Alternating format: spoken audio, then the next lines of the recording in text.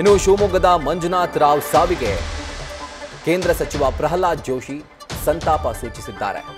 ಪಹಲ್ಗಾಮ್ ಭಯೋತ್ಪಾದಕ ದಾಳಿಗೆ ಭಾರತ ಕುಗ್ಗಲ್ಲ, ಭಯೋತ್ಪಾದನೆ ವಿರುದ್ಧ ಹೋರಾಟಕ್ಕೆ ಮತ್ತಷ್ಟು ಬಲ ಬಂದಂತಾಗಿದೆ.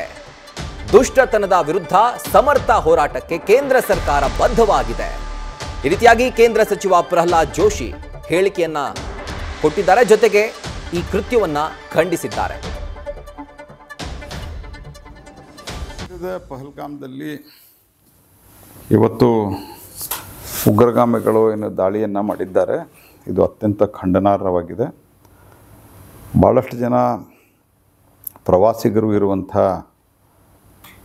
ಜಾಗವನ್ನು ಹುಡುಕಿ ಈ ರೀತಿಯಾದಂಥ ಒಂದು ಹೇಡಿತನದ ಕೃತ್ಯವನ್ನು ಅವರು ಮಾಡಿದ್ದಾರೆ. 2019ರಿಂದ ಕೆಲವೊಂದು ಸ್ಟ್ರೇ ಇನ್ಸಿಡೆಂಟ್ ಅಂತೇನು ಇಂಗ್ಲೀಷ್ದಲ್ಲಿ ಹೇಳ್ತಾರೆ, ಅದು ಬಿಟ್ಟರೆ ಕಾಶ್ಮೀರ ಅತ್ಯಂತ ಶಾಂತವಾಗಿತ್ತು. ಟೂರಿಸ್ಟ್ಗಳ ಸಂಖ್ಯೆಯೂ ಕೂಡ, ಪ್ರವಾಸಿಗರ ಸಂಖ್ಯೆ ಕೂಡ ಭಾಳ ದೊಡ್ಡ ಪ್ರಮಾಣದಲ್ಲಿತ್ತು. ಅಲ್ಲಿನ ಆರ್ಥಿಕ ಸ್ಥಿತಿ ಕೂಡ ಭಾಳ ಚೆನ್ನಾಗಿ ಇಂಪ್ರೂವ್ಮೆಂಟ್ ಆಗ್ತಾಯಿತ್ತು. ಇದೆಲ್ಲವನ್ನು ಇದಕ್ಕೆ ಅಡೆತಡೆ ಮಾಡಬೇಕು, ಈ ಯಶಸ್ವಿಗೆ ಹಿನ್ನಡೆ ಆಗಬೇಕು, ಯಶಸ್ಸಿಗೆ ಹಿನ್ನಡೆ ಆಗಬೇಕು ಅನ್ನೋ ಕಾರಣಕ್ಕಾಗಿ ಈ ಕೃತ್ಯವನ್ನು ನಡೆಸಿದ್ದಾರೆ. ಇದನ್ನು ನಾನು ತೀವ್ರವಾಗಿ ಖಂಡಿಸ್ತೇನೆ. ಇದರಲ್ಲಿ ಎಷ್ಟು ಜನಕ್ಕೆ ಏನಾಗಿದೆ ಅನ್ನುವಂಥ ಖಚಿತವಾಗಿ ಮಾಹಿತಿ ಇರದೇ ಇದ್ದರೂ ಕೂಡ ಕರ್ನಾಟಕದ ಒಬ್ಬ ಪ್ರವಾಸಿಗ ಅಲ್ಲಿ ಮೃತ್ಯುವನ್ನು ಹೊಂದಿರುವುದು, ಮಂಜುನಾಥ್ ರಾವ್ ಅನ್ನುವರು, ಶಿವಮೊಗ್ಗದವರು. ಆ ಸುದ್ದಿ ಬಂದಿದೆ, ಅದು ಬಹಳಷ್ಟು ಬೇಸರದ ಸಂಗತಿ. ಈಗಾಗಲೇ ಪ್ರಧಾನಮಂತ್ರಿಗಳ ನಿರ್ದೇಶನದ ಮೇರೆಗೆ ಗೃಹ ಸಚಿವರು ಅಲ್ಲಿಗೆ ಹೋಗ್ತಾ ಇದ್ದಾರೆ.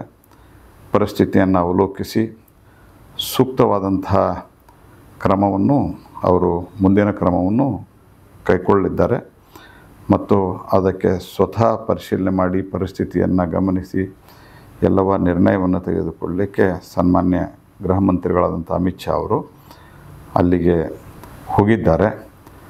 ಮತ್ತು ಕರ್ನಾಟಕದಿಂದ ಏನು ಪ್ರವಾಸಿಗರಲ್ಲಿದ್ದಾರೆ ಉಳಿದವರ ಸುರಕ್ಷತೆ ಮತ್ತು ಈಗಾಗಲೇ ಅಸುನೀಗಿದವರ ಮೃತದೇಹವನ್ನು ಕರ್ನಾಟಕ ತರಲಿಕ್ಕೆ ಅಲ್ಲಿನ ಸಂಬಂಧಿಸಿದ ಅಧಿಕಾರಿಗಳು ಮತ್ತು ನಮ್ಮ ಭಾರತ ಸರ್ಕಾರದ ಗೃಹ ಇಲಾಖೆಯ ಅಧಿಕಾರಿಗಳು ಎಲ್ಲರೂ ಪ್ರಯತ್ನ ಮಾಡ್ತಾಯಿದ್ದಾರೆ. ಸಂಬಂಧಿಸಿದ ಅಧಿಕಾರಿಗಳ ಜೊತೆಗೆ ನಾನು ಸಂಪರ್ಕದಲ್ಲಿ ಇದ್ದೇನೆ ಮತ್ತು ಮೃತರ ಆತ್ಮಕ್ಕೆ ಶಾಂತಿ ಕೋರ್ತೇನೆ. ಮತ್ತು ಈಗಾಗಲೇ ಸನ್ಮಾನ್ಯ ಗೃಹ ಮಂತ್ರಿಗಳು, ಪ್ರಧಾನಮಂತ್ರಿಗಳು ಟ್ವೀಟ್ ಮಾಡಿದಂತೆ ಯಾವುದೇ ಕಾರಣಕ್ಕೆ ಈ ರೀತಿ ಯಾರು ಕೃತ್ಯವನ್ನು ಮಾಡ್ತಾರೋ ಅವರಿಗೆ ಸೂಕ್ತವಾದಂಥ ಒಂದು ಶಿಕ್ಷೆಯನ್ನು ಕೊಡುವಂಥ ಕೆಲಸವನ್ನು ನಮ್ಮ ಸರ್ಕಾರ ಪ್ರಧಾನಮಂತ್ರಿಗಳ ನೇತೃತ್ವದಲ್ಲಿ ಮಾಡ್ತದೆ.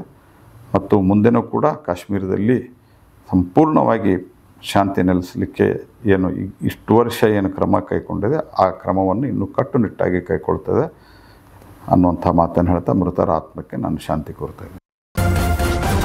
ನ್ಯೂಸ್ ಫಸ್ಟ್ ನಿರ್ಭೀತಿಯಿಂದ ನಿಮ್ಮ ಪರವಾಗಿ.